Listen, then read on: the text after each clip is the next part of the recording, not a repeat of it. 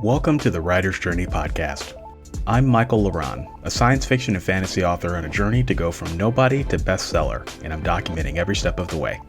Tune in every week as I pull back the curtain on my writing life and how I'm building a writing career while working a full-time job, raising a family, and attending law school classes in the evenings. You can find show notes for this week's episode, a free starter library of my fiction, and much more at michaellaron.com. Enjoy the show.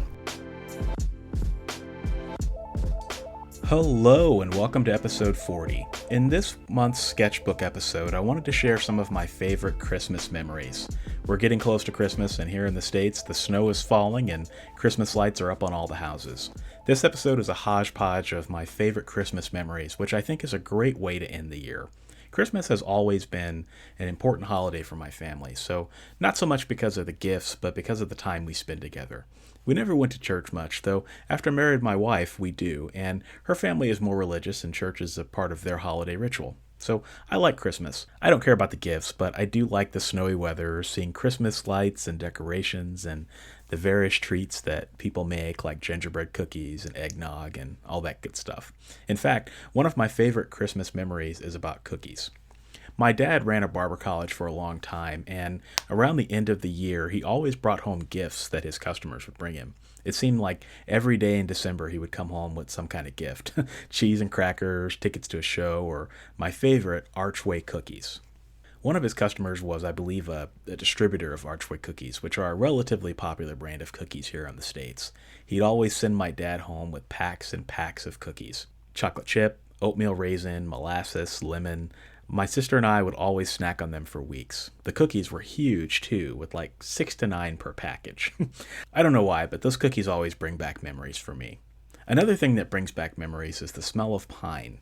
For years, we bought real Christmas trees. The house would smell of wild pine needles, and what I remember the most is how there were pine needles everywhere, all over the carpet, on the baseboards, in the rooms.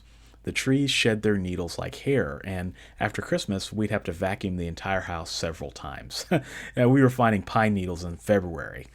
So my dad and I had to refresh a pan of water at the base of the tree every day so that it wouldn't dry out.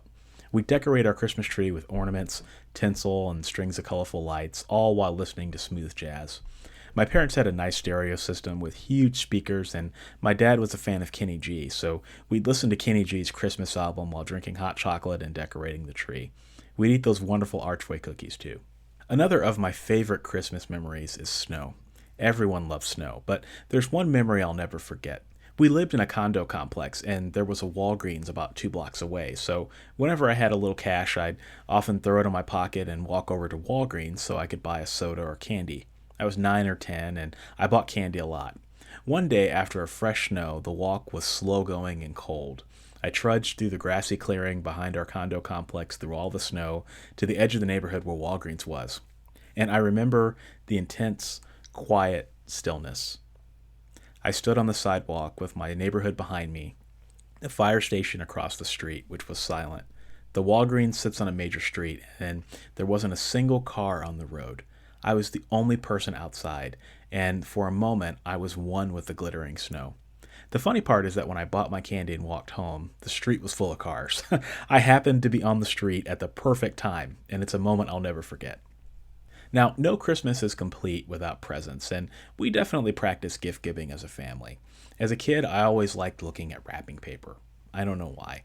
I cared less about the gift than the design of the wrapping paper. I've always been drawn to color. Something about color around Christmas evokes an intense emotional response for me. That's why I use color a lot in my books, because I see first in color, and then I imagine the other senses around it. I remember spending one Christmas alone. My parents went on a trip back to St. Louis, where we're from, but I couldn't go because I had to work. So I remember spending Christmas alone one year, and it was awesome. I had the whole house to myself, and I could do whatever I wanted. I think I played video games or something, but now I could never imagine spending a Christmas alone. Too much family, too many people to see, and I'm at the point in my life where there are some family members I may never see again. So I've learned to make holidays always a priority. Another interesting Christmas memory is a recent one. My daughter loves watching shows on Netflix and Hulu. She is addicted to Netflix and Hulu, actually, and she happened to find the Radio City Rockettes Christmas Spectacular.